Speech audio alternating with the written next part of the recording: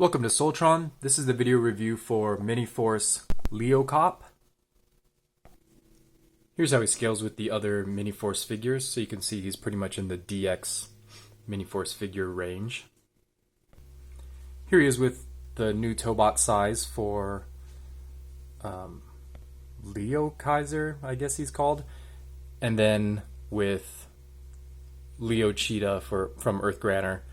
So he's about the size of Leo Cheetah, and he's bigger than the new Tobot sizes. And then I just want to point out, I think he looks better than Leo Cheetah. Leo Cheetah is looking a little bit generic compared to this guy, but I still think Leo Kaiser is looking much better than both of them. He's just got such a cool, sharp, stylish look. And here he is with my custom version of these two figures. So this one turns into a were-lion pretty much. He's almost done. And then this one can combine with the falcon to give him wings and a shield and a sword extension, which is pretty cool. Okay, so moving on, this guy has a really excellent head sculpt, but I always like the Mini Force kind of ninja full mouth plate style. It's hard to see on camera, but he does have some green eyes in there. Yeah, those just don't show up very well. His head crest is so thick that it really shadows it over. But I really do love that head sculpt. It does look like a ninja, and then I like that mesh kind of look to him. But overall, I kind of don't like the aesthetics of this figure. He looks like the colors are a little bit all over the place with all these primary colors, and he just looks kind of generic to me. Like, where's the style? This just looks like a generic, I don't know, Chinese KO robot that, I don't know, maybe like some kid would draw that doesn't really have any real style to it. Where's the aesthetic? What's this? He just looks too generic. He does look heroic, but he just lacks a lot of interest to me. There's just really none of his elements really scream lion, which is already like a really generic choice for a hero robot, is a red lion. But even in addition to that, there's just nothing that really sets him apart, unfortunately.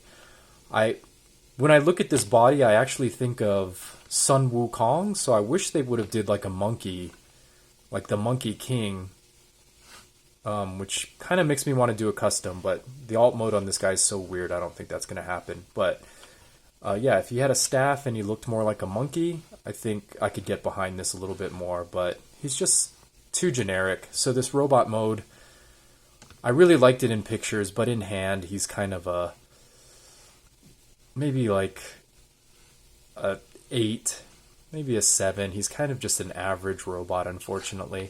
So his articulation, he does have like a good amount of head swivel, so that's unusual for Mini Force figures, as he can actually look all the way to the side, so that's pretty nice.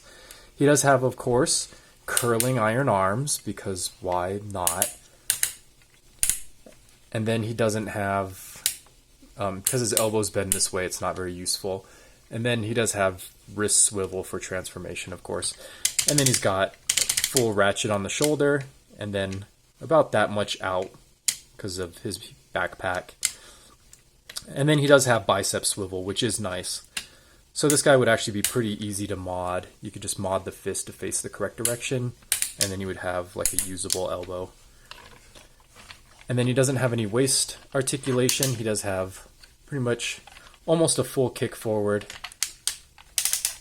and then definitely a full kick backwards if you move out of the way of the backpack. And then he does have full side kick. For some reason, these figures always seem to have full side kick, which is not that useful. And then he does have thigh swivel, which is very nice. And then the knee does bend 90 degrees, well over 90 degrees for transformation. So you get good knee bend, and then really nothing in the feet. That's just for transformation. So pretty average Mini Force articulation, maybe a little bit better than average because he has bicep swivels and good head range. So probably above average for these Korean robots. This figure is very similar to this Mini Force figure that came out a year or two ago. at least 2 years ago. I did mod this guy because he also had curling iron arms, and then I just modded him with a wrist that could rotate, so now his arms can work correctly. So that would be an easy mod to do on this guy as well. But just comparing the two styles, I just like the style of this guy better.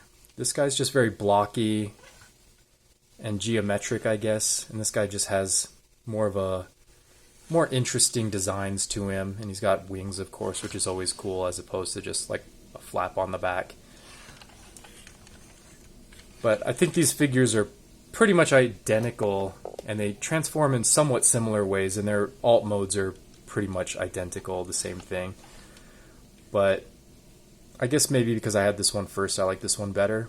But they're probably pretty much on par. They're very similar. But I like the style of this guy. He's got like this giant shield buster arm, which is another thing. This guy has a gimmick, at least. When you got a big blocky robot that kind of doesn't do anything, he should at least have a gimmick.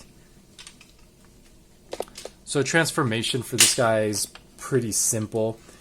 You're going to fold the head back. So that just rotates back. And then you kind of have to manipulate this little flap back here to get the clearance you need, but the head will fold pretty much all the way back. And then you can fold up the chest, and then you fold up the chest panel here to open up the eyes, and then fold in the snout, and that's going to be the front of your car, which it looks more like a dragon than a lion, but whatever. And then you can get the arms ready. They're going to, of course, go into this position. So you already see pretty much what the alt mode's going to be. It's going to be this car with a giant face on it. And then, of course, the legs are very simple. You're just going to fold up the toes, and that's going to fold up this part of the shin too. And then you just clip those two together. And then you're going to want to have this out of the way and fold this flap as up as possible while you do the legs. You have to do the leg section first. And then that's going to clip into his back. And then you just lower this back panel and then raise up the lion head again. And then the arms are on a double joint, so you're going to double joint those forward once you get the lion head in place. Okay, so now everything's fitting in pretty well. And then you just push all that together, and then there's a little clip right here, which corresponds to the clip right there. And you're going to fold in the fists and just rotate that up and into place. So really easy transformation, very painless. You could do it off camera or on camera very easily. He's got this little transformation joint here, but I'm pretty sure that's for robot mode because it looks out of place when you fold them out. And there you have this vehicle mode. Oh, and then you fold up these tail lights, which are the knee panels.